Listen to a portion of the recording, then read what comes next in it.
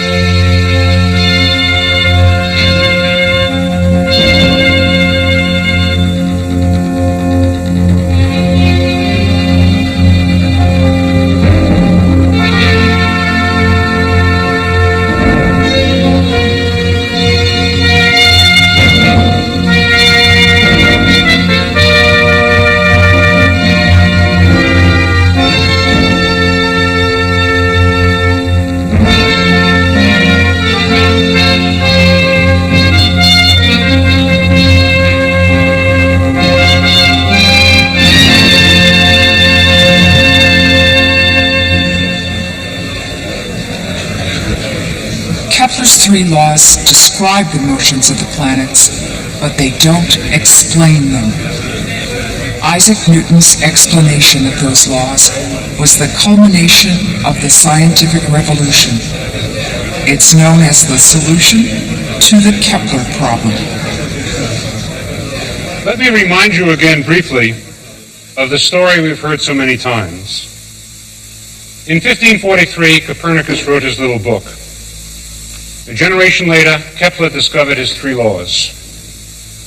And then, 150 years after Copernicus, Isaac Newton came along and explained for us why the universe works the way it does. Today, we're going to begin the job of seeing exactly how Newton's laws explain everything that Kepler found in the heavens. Now that sounds hard, and it is. But it's one of the crowning achievements of Western thought.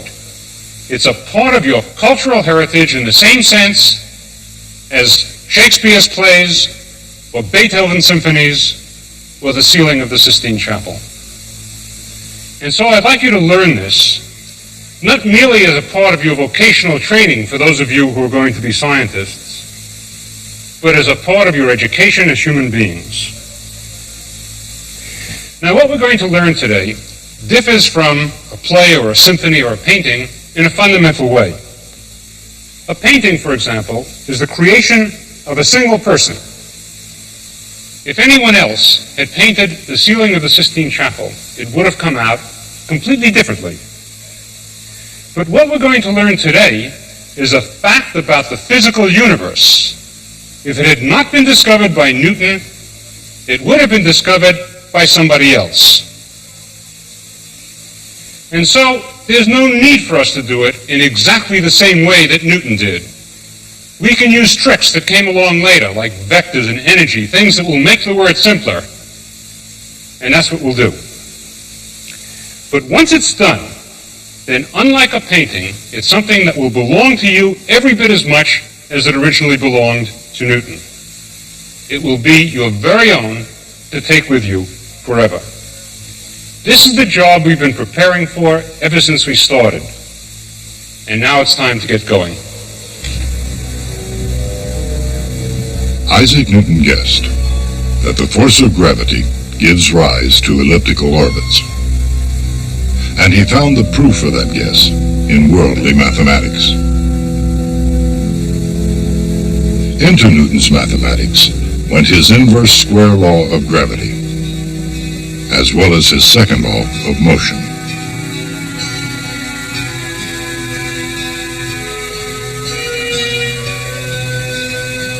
And out came a differential equation for the orbit, whose solution is the algebraic equation, not only of an ellipse,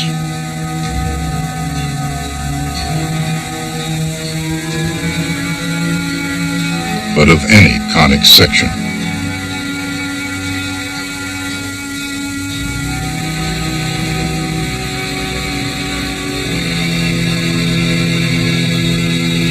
And that vision, Isaac Newton's enormous leap of insight, rose to stand among the greatest achievements of Western culture. It was, in its own right, the mathematical equivalent of Michelangelo's ceiling in the Sistine Chapel, the crowning glory of the Renaissance. Michelangelo's subjects seemed to be in constant movement, never at rest. And by virtue of this perspective, Michelangelo, like Copernicus, seems to glorify the never-ending motions of the earth and all its creatures.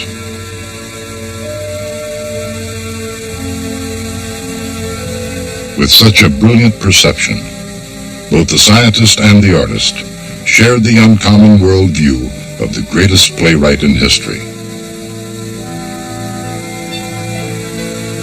In creating his extraordinary world, where did William Shakespeare place the sun?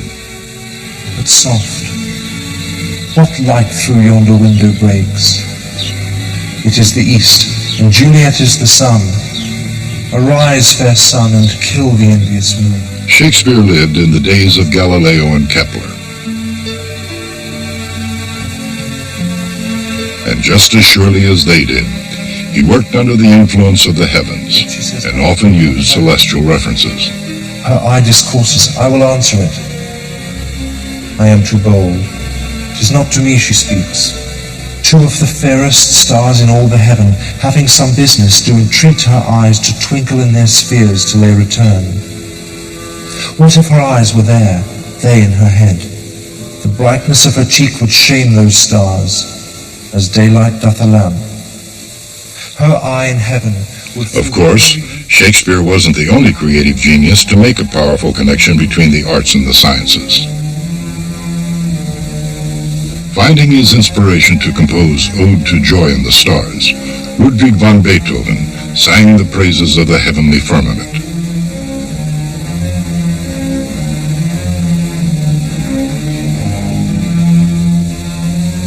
Fine art, drama, music, mathematics and physics.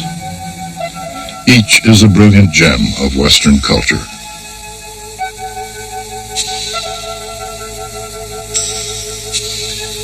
And collectively, they are the crown jewels of Western achievement. Even as a young man, Newton realized that gravity was the common force of heaven and earth. He saw it as a fundamental force that consistently pulls rather than pushes or twists through the universe.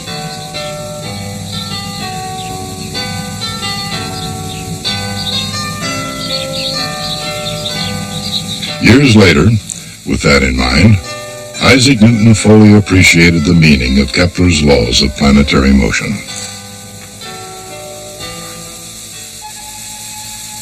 Twist or torque cannot be applied by gravity.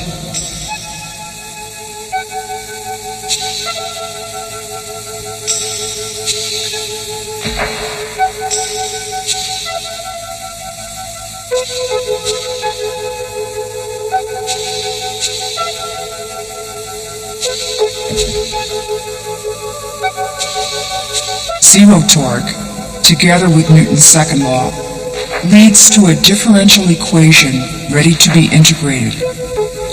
When there is no torque, a certain quantity, mr cross v, is constant. That quantity is called the angular momentum.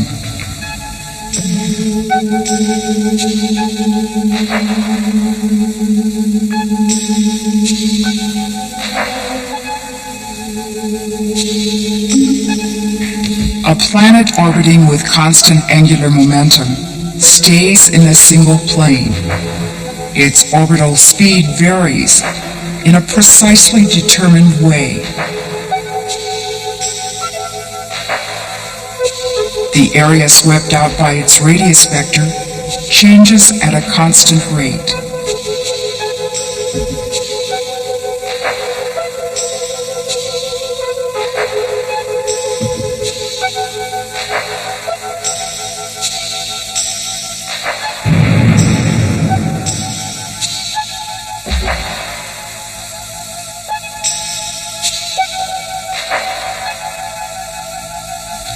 That's Kepler's second law.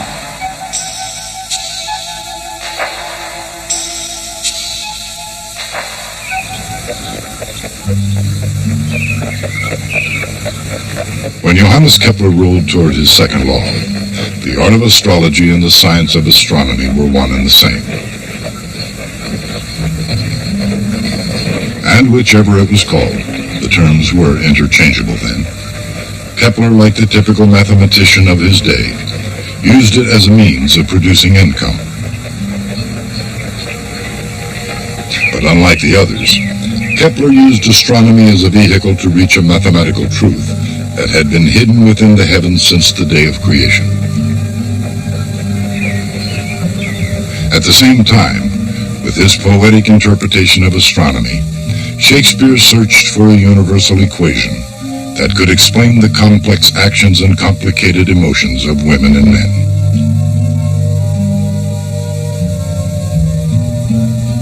And like Isaac Newton, his observations influence the way humans perceive reality. Their methods differ. Newton was hardly known for his sense of humor. Yes, indeed, sir. I have spoken to him. I'm going to see him again. But like Shakespeare, Newton asked questions that deeply affected perception of how the world works. Newton's discovery that the orbits of all objects in the heavens obeyed the equation of the conic sections started out as a question. Why are the planetary orbits ellipses, sweeping out equal areas in equal times?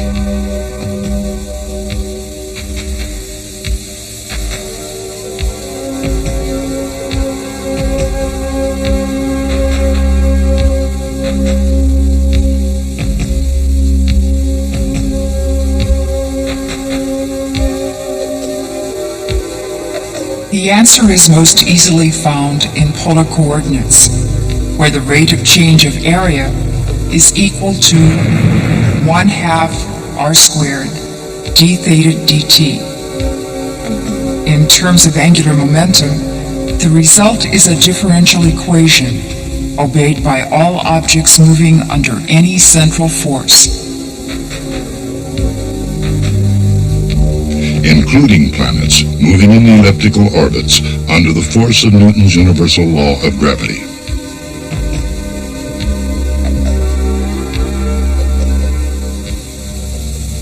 The heavens themselves, the planets, and this center observe degree, priority, and place.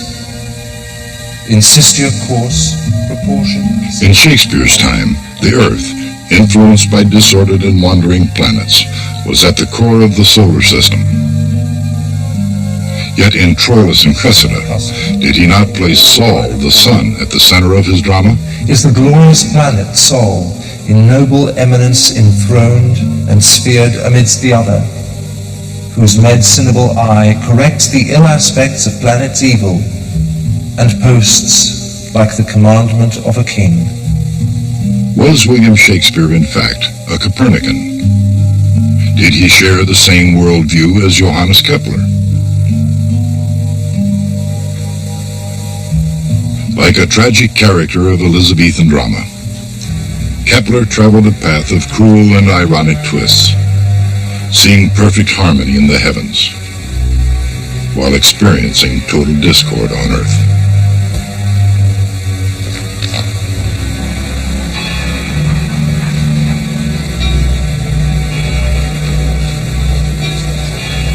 As a young boy, Kepler was abandoned by his father, a brutal mercenary who drifted from war to war.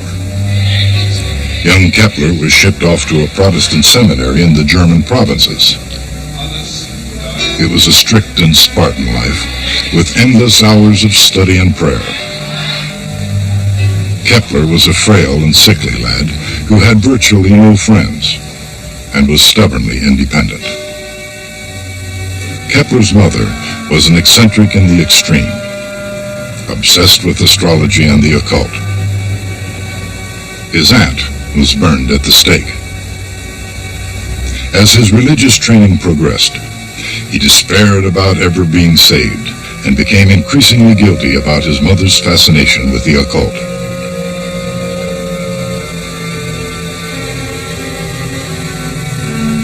Later, as for his own family, he lost his first wife and 7 of his 11 children.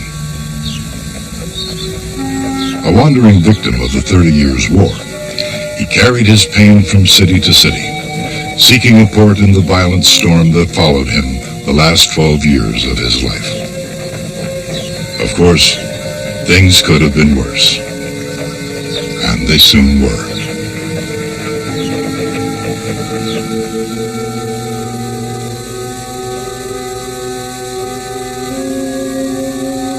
In 1615, Kepler's mother was put on trial for the fairly common but forbidden practice of witchcraft.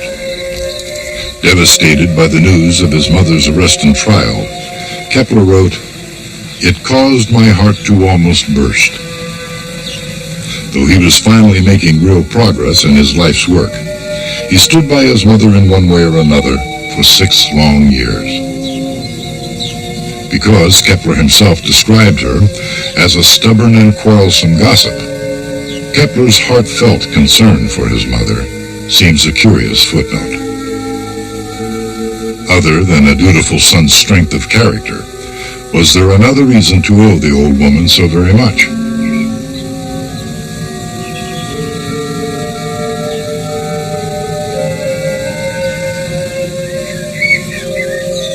In the story of his childhood, which is a dark chronicle of misery, Kepler wrote of only one bright moment.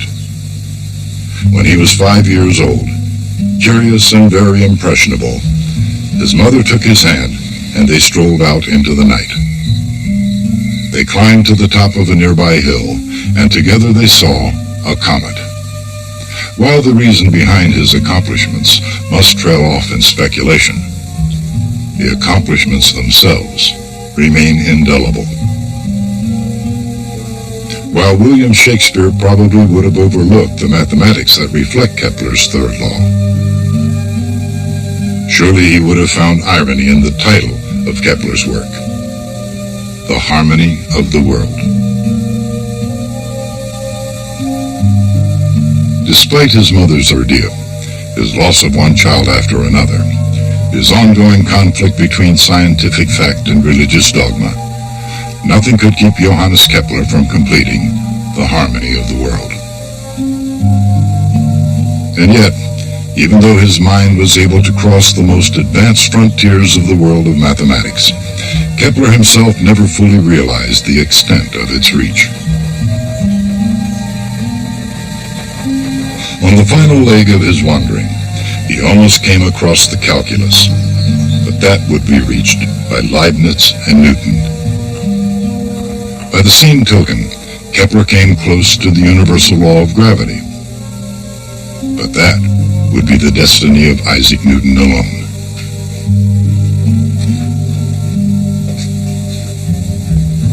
Not only did it fall upon him to discover the universal law of gravitation, the law itself fell into Newton's hands as the key to the Kepler problem.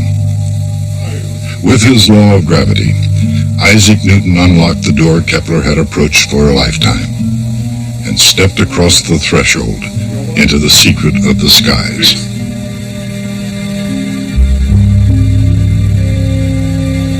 The universal law of gravitation.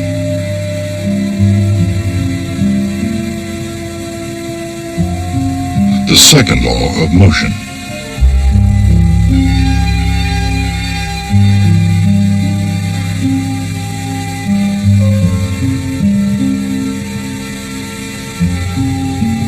The conservation of angular momentum.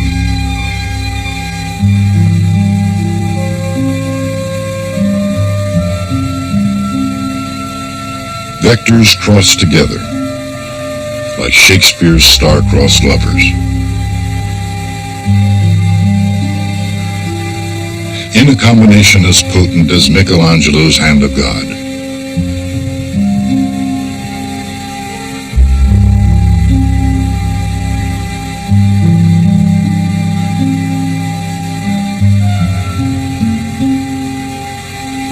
setting off a ballet of vectors as spirited as a Beethoven symphony.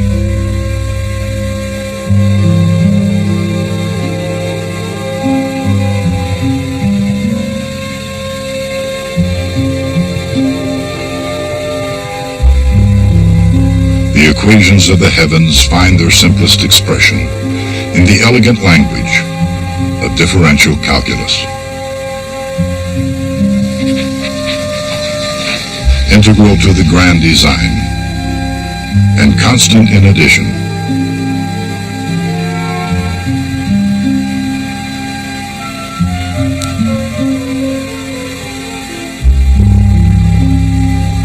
The ellipses of the heavens are revealed as an expression of the perfect circle of underlying geometry.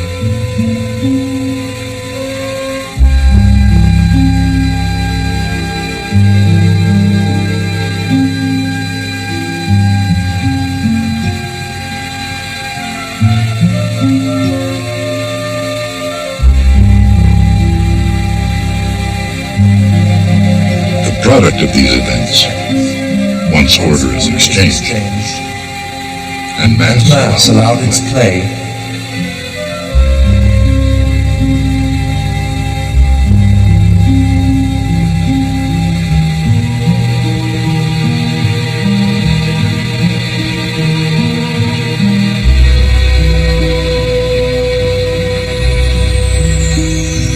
comes to resemble an old friend, a curve of familiar aspect.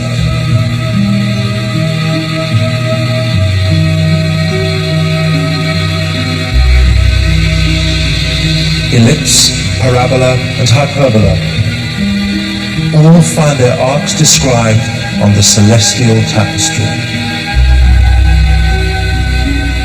And so, as Isaac Newton was the first to discover, the force of gravity moves all heavenly bodies along conic sections.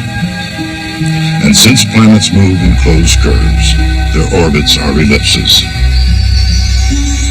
Newton casually shared this discovery with Edmund Halley.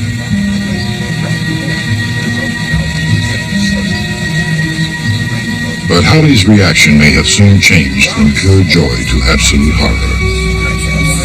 Not only had Newton lost his calculations for solving the Kepler problem, but he'd even forgotten how he had derived the mathematical proof.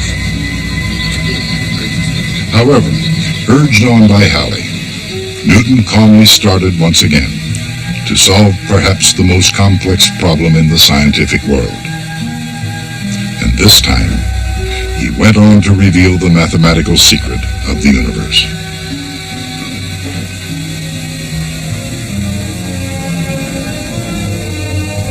Considering such beautiful lines, Shakespeare's dialogue, Beethoven's phrasing, Michelangelo's brushstrokes, and the strokes of genius in Newton and Kepler, it becomes increasingly clear that the greatest art and science endure not only for their elegance, but for their truth.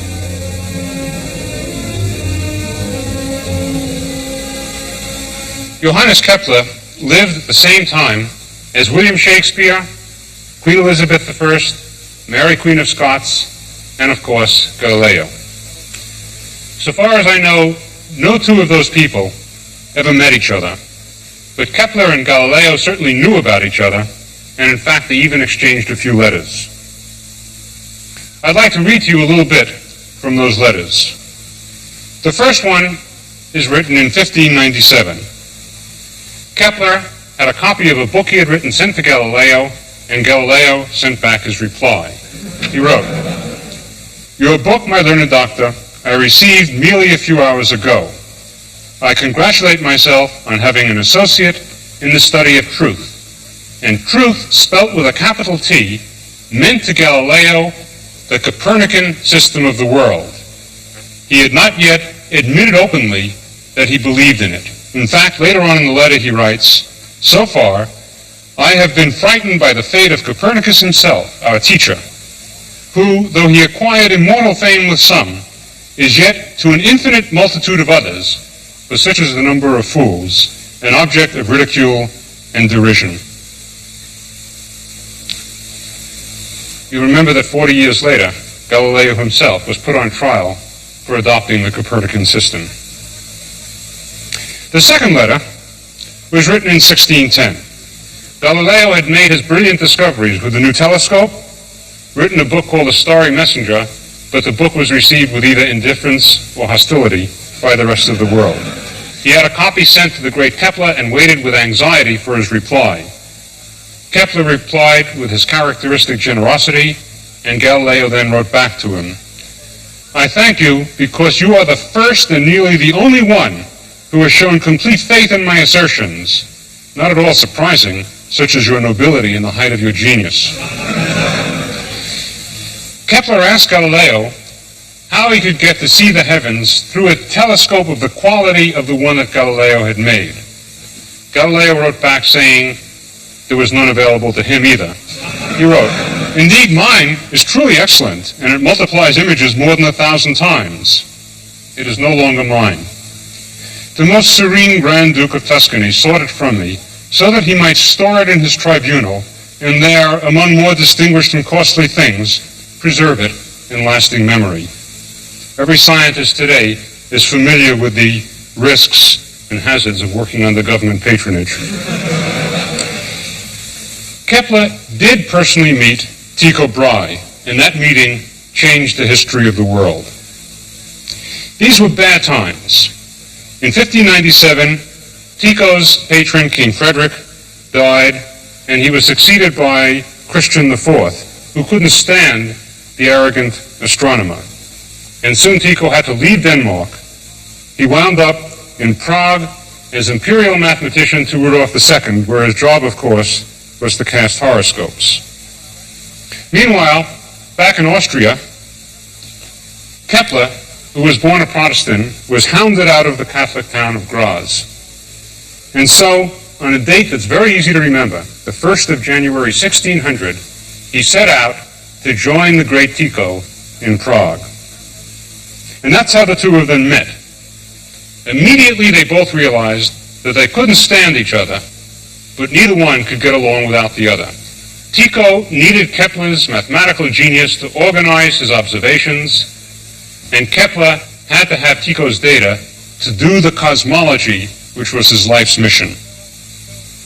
And so, for 18 stormy months, the two of them stayed tied together, unable to escape from each other, until Tycho died in 1601.